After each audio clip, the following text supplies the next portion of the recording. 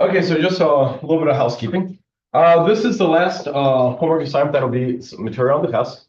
There are only 4 questions. So 2 of the questions were, remember how I took 2 of them off from the current homework? They're just the 2 that I put on here. Then there's 2 other ones to put on there. You can put your homework up there, Mike. So I don't think you're going to find this overly hard. We'll hopefully get all the material on the test done today. So our test is not going to be next Monday because I moved it. It's moved till the Monday after that. So test 1 is not next Monday, but following Monday.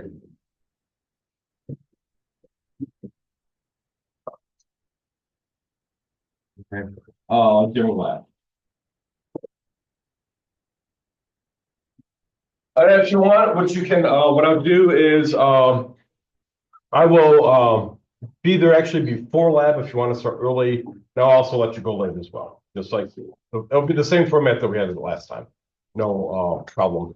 The only difference is that I have no class afterwards, so I won't make you march into the optics lab and take it there. So, but it's the same format as before. Any questions? So it's going to basically go up through the beginning of the material, and then we're going to get some stuff with metals today, and then it'll end with the metal stuff. Yes. How early, how early do you come? On Monday, I can actually, you tell me when you want to be there, and I can arrange to be there. I have no,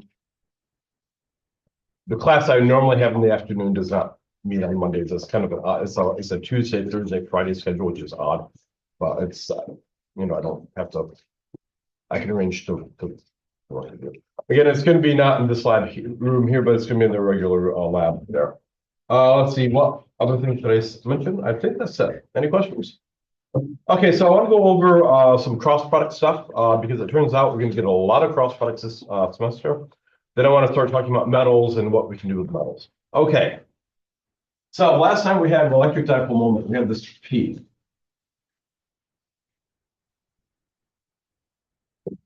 Okay. How did we define P? And what is it? It's going to be a charge times a distance, d like that. And so the magnitude is just going to be this P equals QD. We call this the electric dipole moment. And if I were to say what one is, what is an electric dipole moment?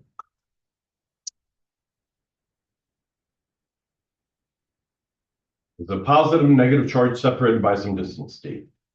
So whenever you have a negative charge here, we'll call this a negative Q, then a plus Q, and there's some separation here, distance here d. That is an electric dipole moment. And the direction of P goes from where to where? From negative to positive or positive to negative? It actually goes by definition from negative to positive. Okay, so in this case here, the P for this would be P. It goes from negative to positive. And then we proved something last time. If we take this and put it in an external field, so this is an external E field.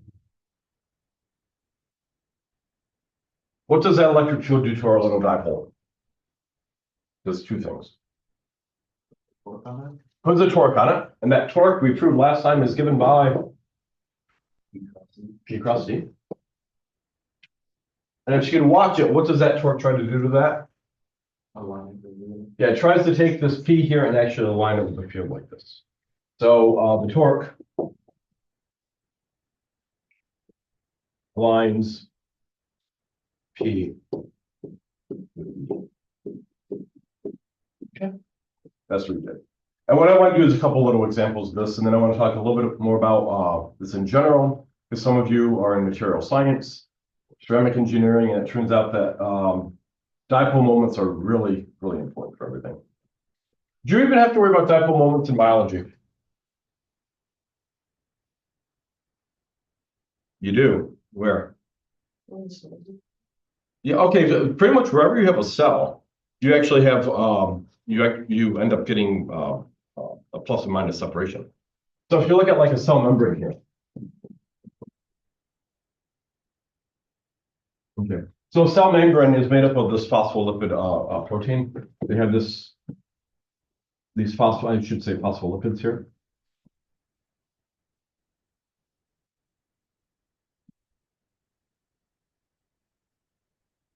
These are phospholipids. The lipid is this part here, and this is the phosphorus on here like that.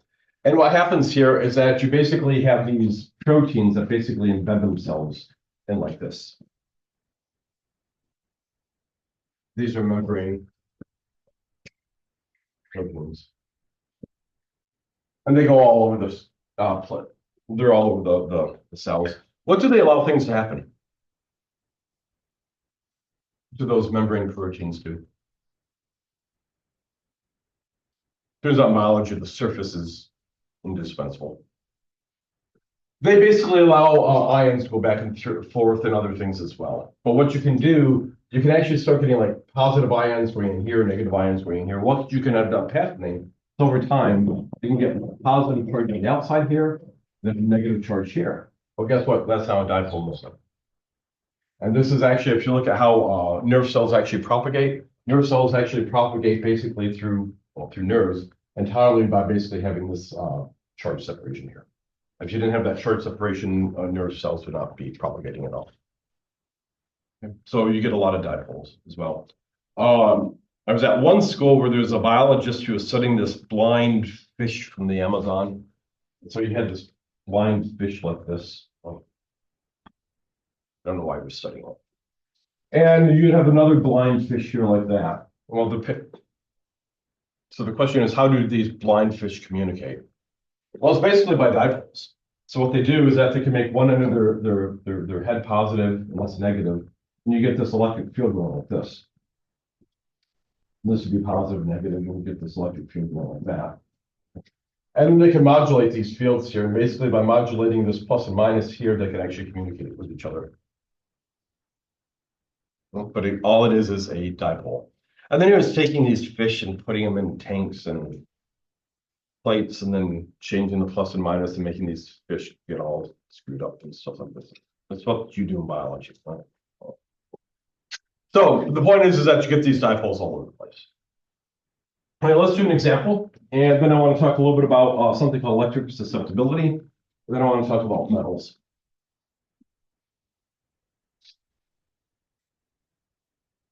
Okay. So an example here. Let's say I have an electric field here. Let's say it's given by 4 K hat. I have a dipole like this. It's going to be minus I hat plus 3 J hat plus 4 K hat. I want you to find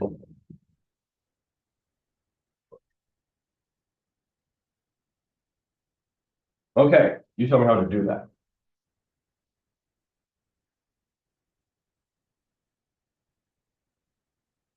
Yeah, it's literally a plug-in chug problem.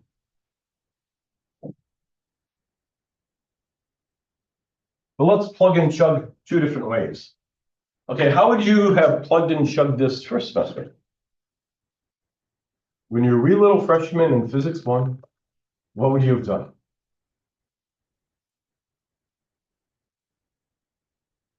What did we do with cross products?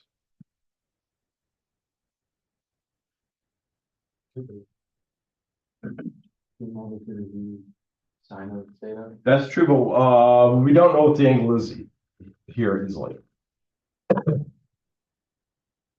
So you can put in the value, so you can use the P, put it in here.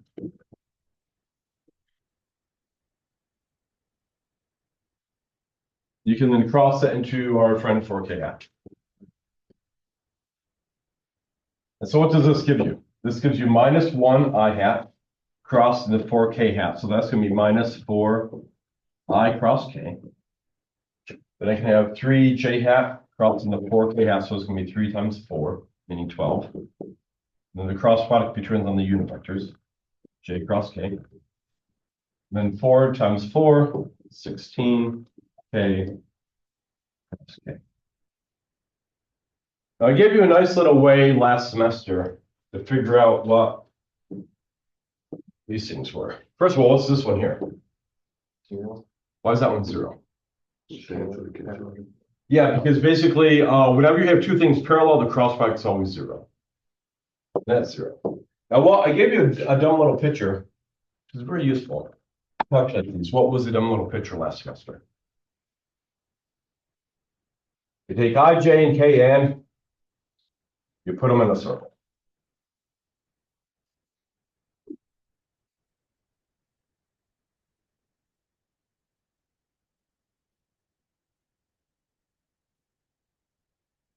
I, J, K, and then you put little arrows this way like this.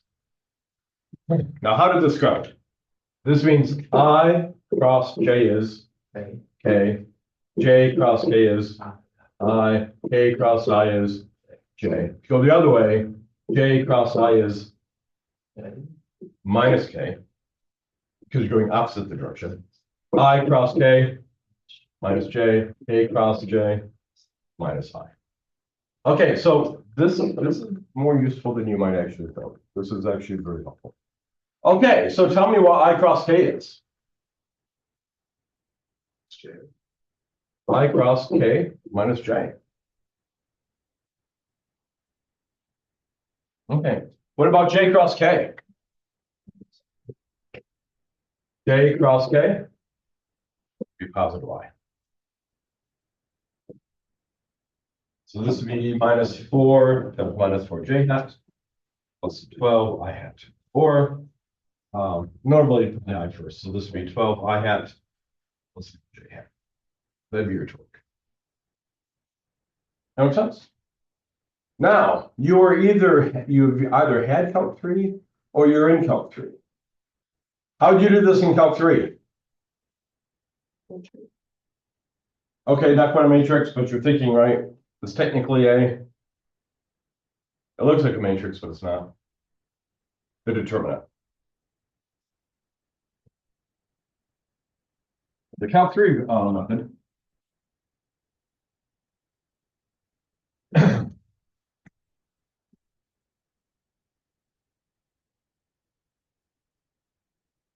You set up your determinant.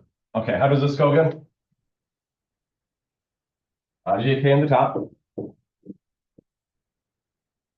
What goes down here? The X, Y, and Z components of P, which are going to be what? -1, Minus 1, 3, 4, down here? 0, 0, 4. Yeah, the X, Y, Z components of E, in this case here, since it's just for K app, it's 0, 0. Okay.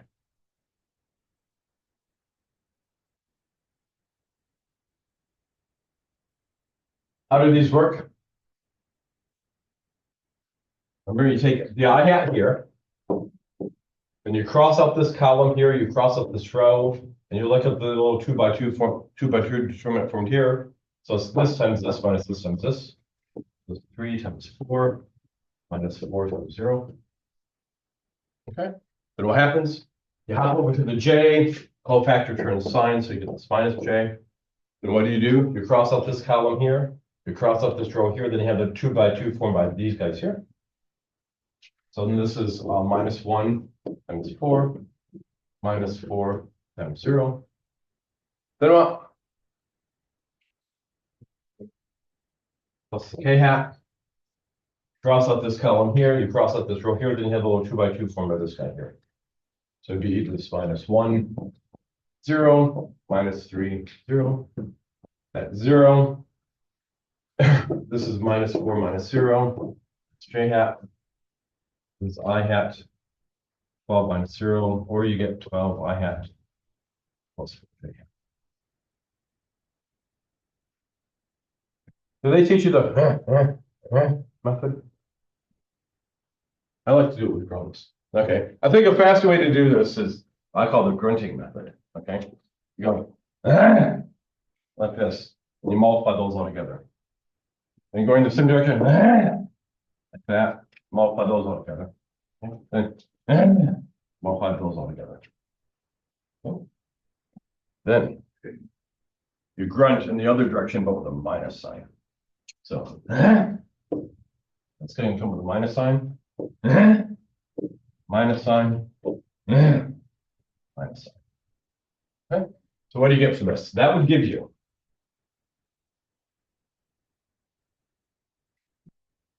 this times this times this. So that would be I hat 3 times 4. Then you do this times this times this. So that would be the plus j hat 4 times 0. And then this, this and this. That would then be plus k hat 4, I'm sorry, 0 times minus 1. And then you go this way. So you get minus 0, 3, k hat.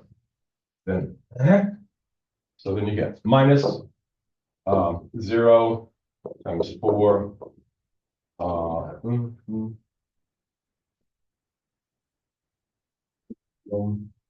I hat. And then this guy here. Minus 4 k hat. You get the same thing. Sometimes that could be a little more helpful if you have when you need to factor certain things. Often you can get some factorization that occurs in that method that you don't see in the other one. Okay, if that means if they didn't teach you that, don't worry about it. Just that's the way I always do it. It actually makes life a little bit easier. Plus get to prep, which is always fun. Okay. So that's just really kind of plug and chug stuff. Now I want to talk about some just properties for those of you who are doing ceramic engineering, material science, or glass, or any type of bioengineering. This stuff here is important. So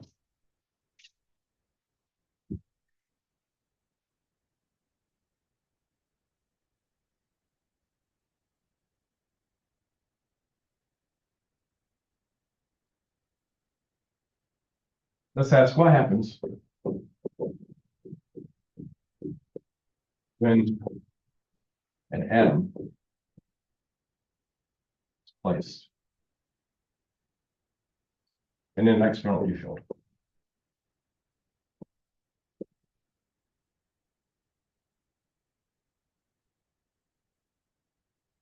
And so here's an atom here. So here's my little proton nucleus, and here's my little electron cloud. And I'm going to put an electric field like this on it. What's going to happen to my little atom?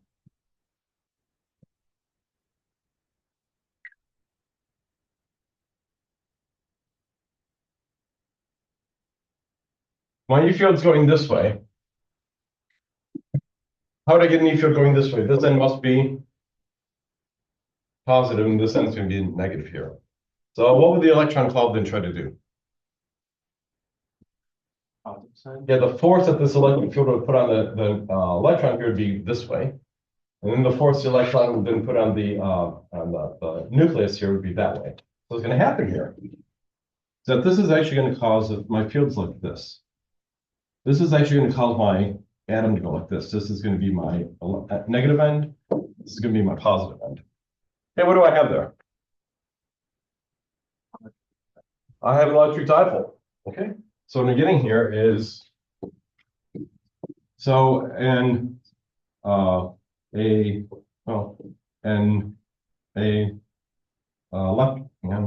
electric dipole is induced in the atom.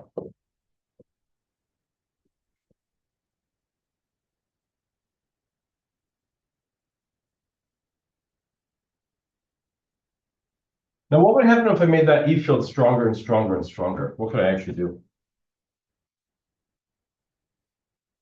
So if I keep on increasing the strength of this E field, what's going to happen to my little atom here? You're going to rip it apart. Hey, what do you call that when that happens? That's actually what happens with the spark. Okay, so when you scuff your your feet, what do? You go and find your brothers and sisters and zap them during the winter. It's fun. Okay, that little spark you're getting here, basically what's happening here is you're basically ripping apart atoms like that. That's what you're doing. You can rip it apart, but sometimes you don't necessarily rip them apart. So what can happen here is that this, in many cases, this P is proportional to the electric field. Okay? And that proportionality constant is something called the electric susceptibility. So what happens here is that this P here is going to be something called, use a chi here. This is called your electric susceptibility.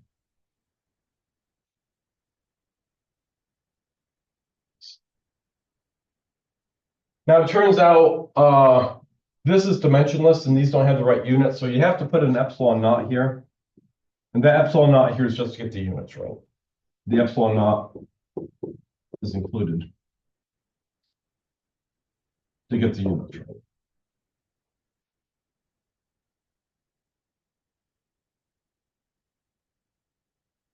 Now there's something I haven't done here. Technically, this is actually wrong. I'll tell you later on why it's. There's just one little tiny thing I have to do with that, but we don't need that quite yet because I'm going to deal with something later on. But the idea here is that the fact that you can actually take this atom here and actually can stretch it, the amount that this can stretch is related to that electric susceptibility is really important. And what happens is, what happens if you send, okay, first of all, what does it mean to be white light? Why is this white light?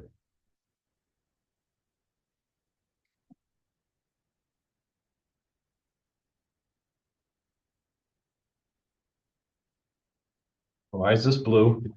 Why is this yellow? Why is the table black? Okay, so white light is what? It's all the wavelengths. So you look at the visible spectrum, it's going to be your red, orange, yellow, green, blue, indigo, whatnot. Why is the table black? Let's not worry about the glare. Why is it black? The white light comes in, which is all the colors. What happens to them? They're absorbed, which is why this tabletop gets warm. So nothing's reflected. How does your eye then perceive the lack of light coming from it? Your eye then says black. Okay. Why is this yellow? Yeah, white light comes in here. What happens? Everything gets absorbed with the exception of yellow. The yellow then gets reflected here. So if I take white light and send it through glass, okay, you may not like their music, but you've seen their cover album, okay? According to Pink Floyd, what happens? Although they get mixed up. Individual colors. Yeah, you basically have, if you have your prism here like this, and if you have white light coming in here like this, what happens is that this splits like this. This becomes red here, and this becomes purple here. Okay. You could ask, well, why does that happen here? It's entirely due to this effect here. Is that what happens is that red light, the electric field is going to oscillate at a certain rate. Purple light, the electric field is going to oscillate at a different rate. And what that's going to happen with the atoms here, with the atom here, depending on how the electric field oscillates, you can get a bigger stretching or a smaller stretching here. And that's actually what causes the separation distance here. So if you take actually the course in optics, which is will be taught by me, yours truly, in the fall, we'll actually go into that in extreme detail. It's called dispersion. Absolutely beautiful theory. But it's all going to come down to that susceptibility. Right there. Okay. Questions? Okay. Now that's it. Let's talk about metals. This will be the last thing on the exam.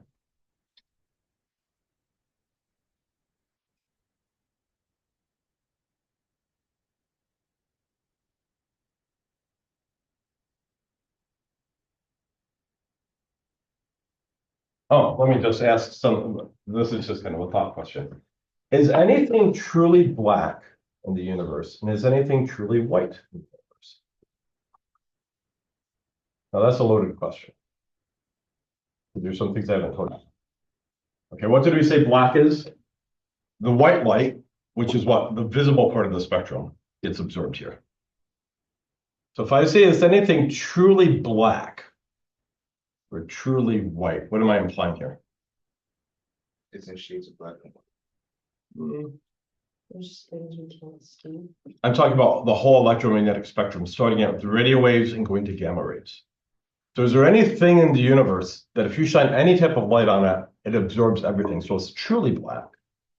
Is there anything in the universe that if you shine light on it, it reflects everything, so it's truly white? Black hole.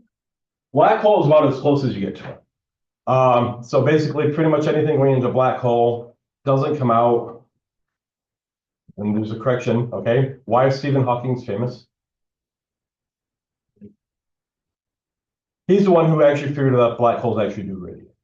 It's called Hawking radiation. Now, it's a very, very small effect, but it does happen. And actually, it's actually a black hole actually evaporating with time. So, in some sense, the closest you can get to something being truly black would be a black hole. Now, this is probably something you don't know. If you do the time reverse of a black hole that takes everything in, the time reverse of a black hole gives you a white hole, which probably doesn't exist. It does mathematically. It probably doesn't. That'd be probably the closest thing you could come into than something that's truly white. Okay. Black holes exist, white holes, there's absolutely no evidence that white holes exist.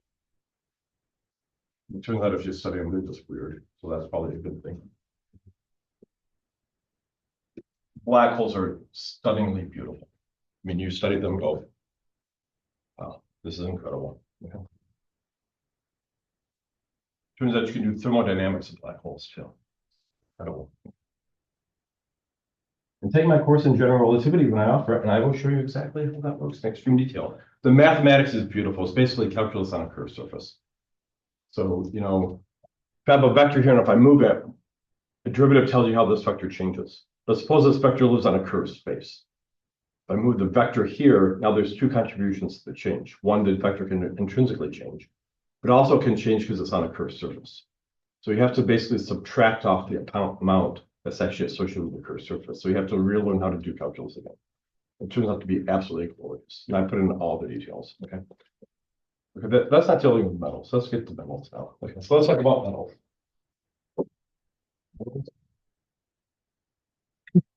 Electrostatics. So a lot of the problems with Gauss's law, I kept on saying we had something being non-conducting. Okay, what do you think non-conducting means? It means the material is not.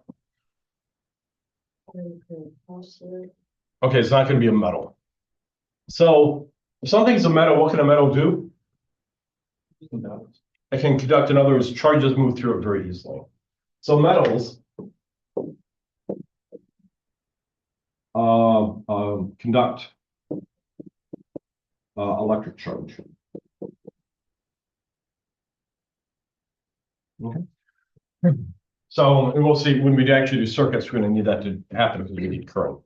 So metals are going to conduct electric charges. It turns out that non-conductors or insulators do not. So non-conductors, so we can call these conductors. So metals are called conductors. Okay. So insulators. Okay. So in other words, something like wood, some plastics, some glasses. Okay, do not conduct electricity.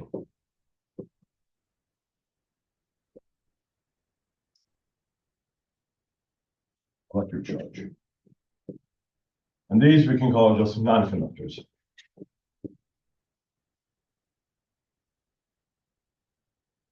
Okay. And so what I want to do is I want to take the special case that we have a metal. And I want to take the case when we have electrostatics. So what happens? What does it mean if a metal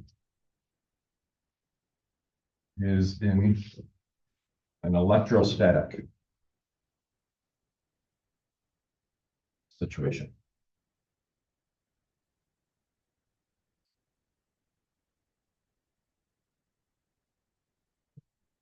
So what do you think electrostatic means? What do you think the electric charge is not going to be doing?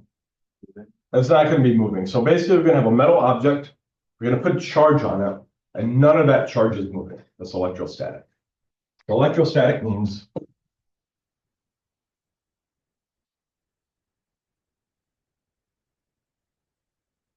that the electric charges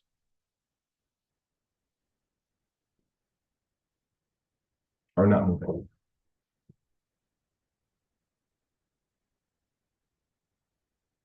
Okay. And for metal, it's going to mean a couple things here. I'm going to say what they are, then I'm going to approve them. So we will see. Now, if a metal is charged and the charges and the metal is also electrostatic,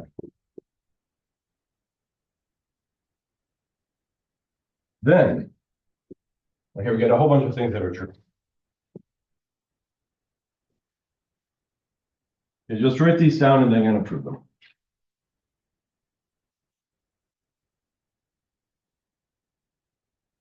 One, okay. The electric field in the interior of the metal is 0. Okay. So there's an electric field on the interior of the metal for electrostatic. All the electric charge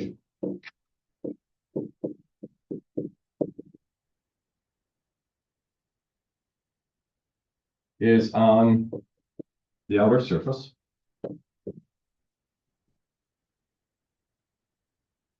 of the metal.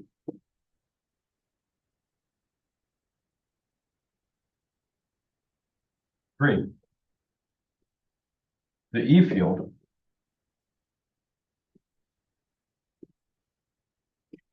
is perpendicular to the metal surface.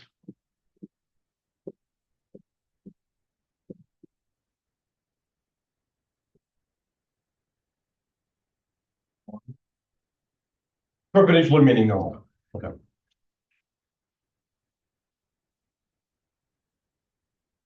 The last one, which turns out to have a lot of practical implications. Last one, electric charge accumulates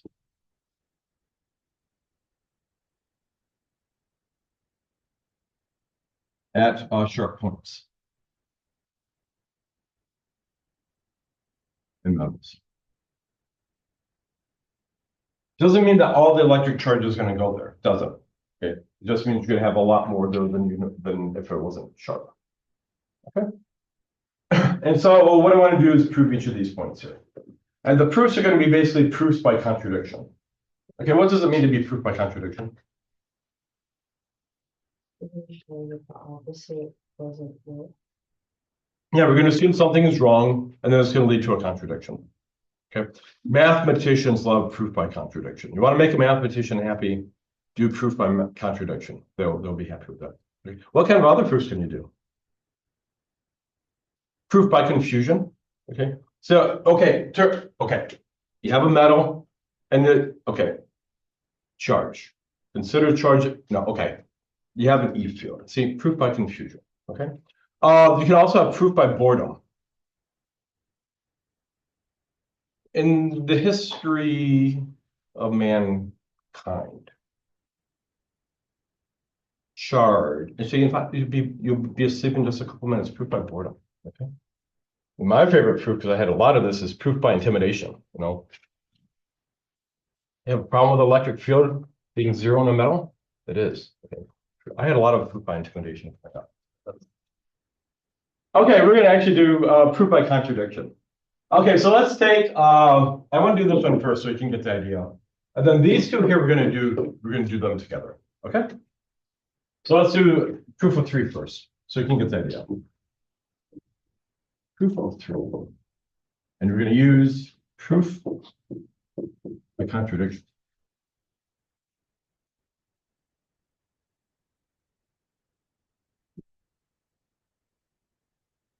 You can also do proof by not answering the question, when somebody asks something, you just give another answer that is not even related at all to what was asked. And then just act like you've answered the question. I've had that as well. You know, how could you go over from here to there? Well, that's exactly right. And that's why the electric field has to be zero inside the middle. Okay. So let's go through and do this. So here's a middle. Let's say here's some charge here like this.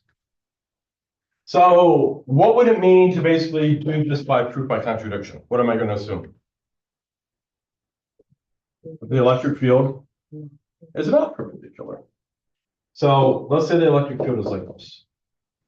Here's the electric field. Why does that immediately lead to a proof by contradiction? What can you always do with vectors? Break them into components. So I can break them into, I can drop my little perpendicular here. A part that's parallel to the surface here. And a part that's perpendicular to the surface here. Okay, so if I have all this charge here along the surface here, and if I have a component of the electric field along that surface, what is that charge going to do?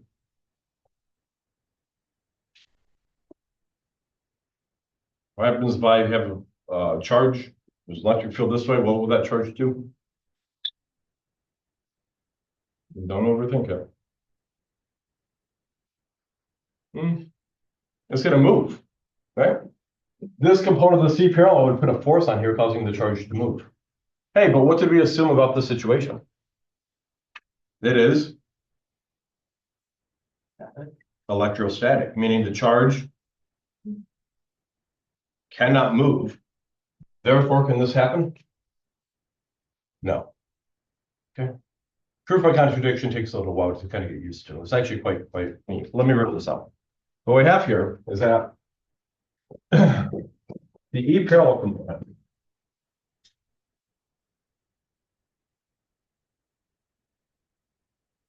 would place a force on the surface radius.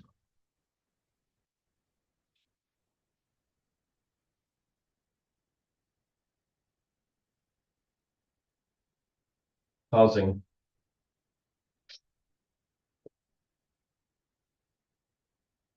them to move. Okay. However, we actually have an electrostatic case.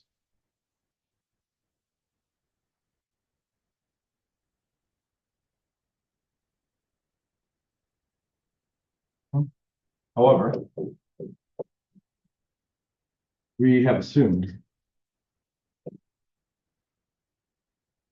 that situation is electrostatic. Therefore, E parallel cannot exist.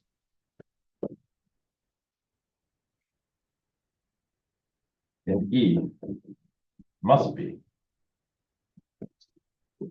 perpendicular to the metal surface.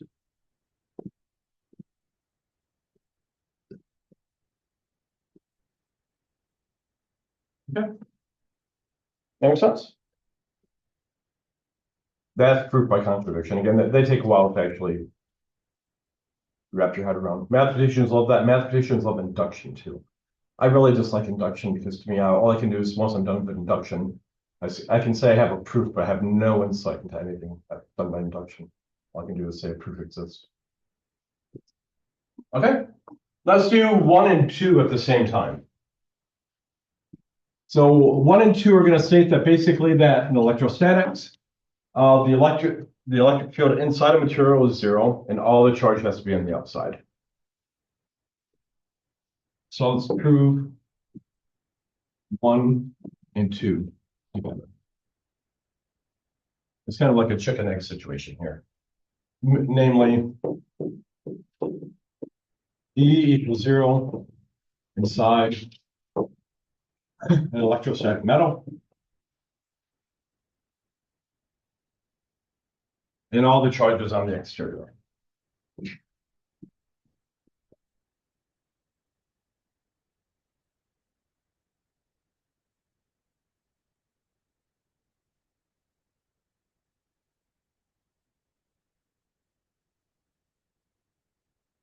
Okay, so let's see how that works.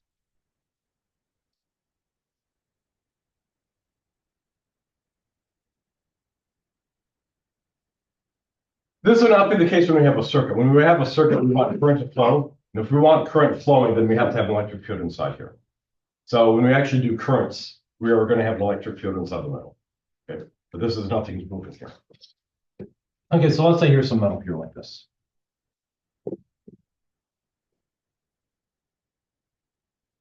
There's some metal. Okay. We're going to do proof by contradiction again. Let's imagine that we have charge on the interior.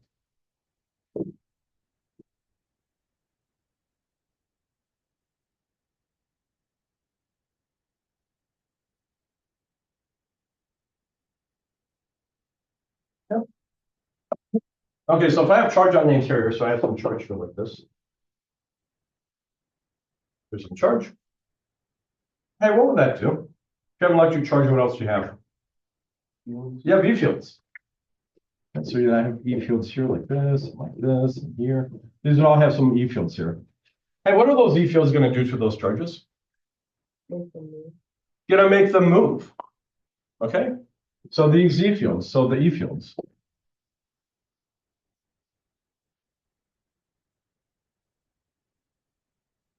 From the various charges would cause the charge to move.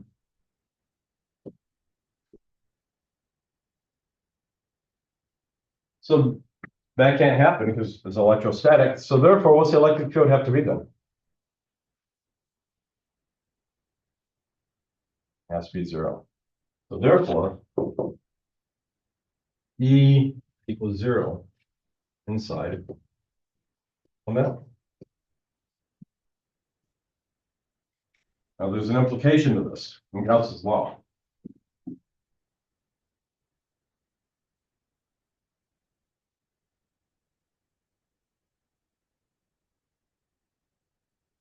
Here's my metal again here like this. If I draw my Gaussian surface, so here's my metal.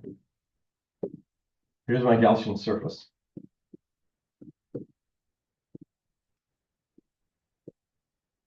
Okay, what's Gauss's law again?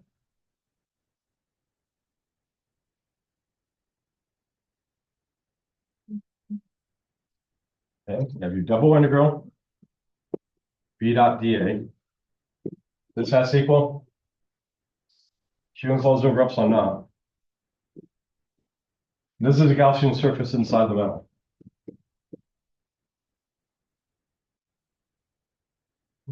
What's the electric field? 0. So it has to be Q enclosed. Has to be 0. Okay, so you can't have any charge on the interior. Okay. Now, the last one, I do it's more of a plausibility argument. I wouldn't necessarily call it a proof, but I want to talk about the implication of this. The next one, the last one. Any questions on this?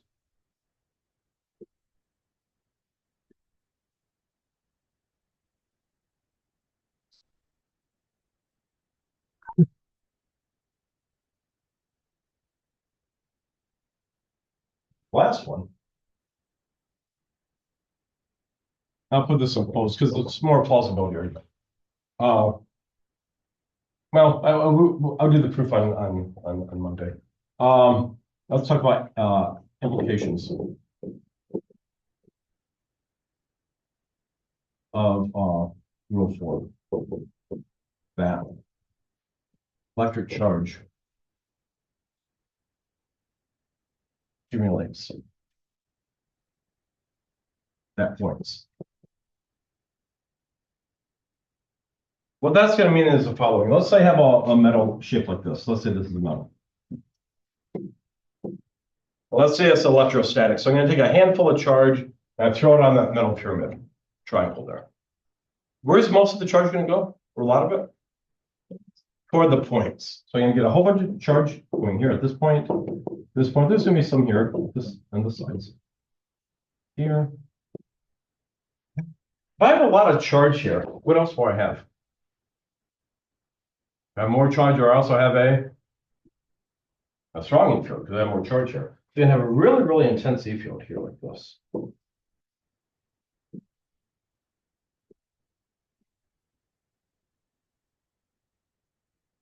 And charge here as well. Some of you feels like that as well. Okay. Suppose I have a little atom here. If here's my little atom here by this point, by that corner, what's gonna happen? This is an atom.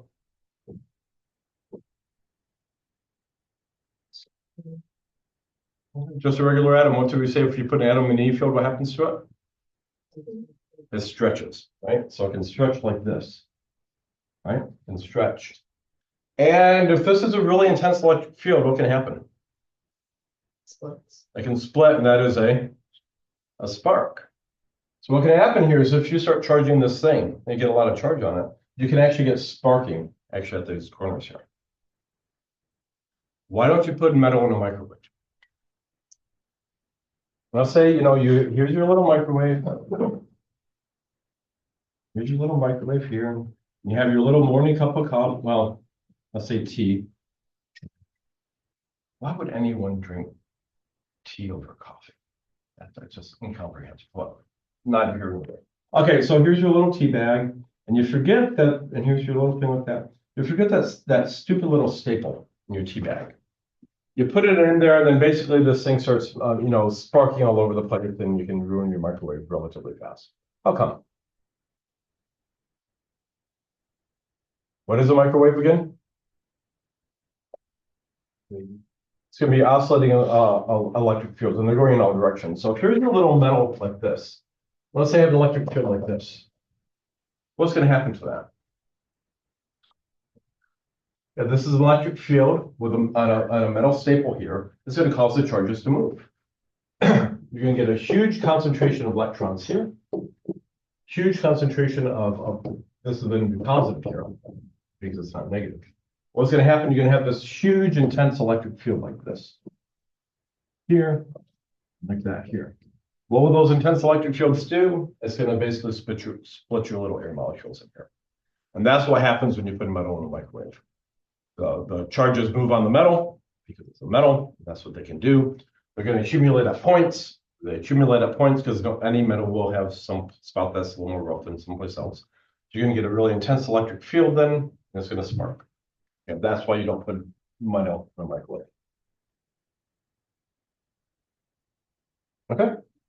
The proof of this statement will be on Friday. Frequently called Monday. I'm going to limit that Friday basically quantum mechanically tunnels to Monday. Okay, have a good day.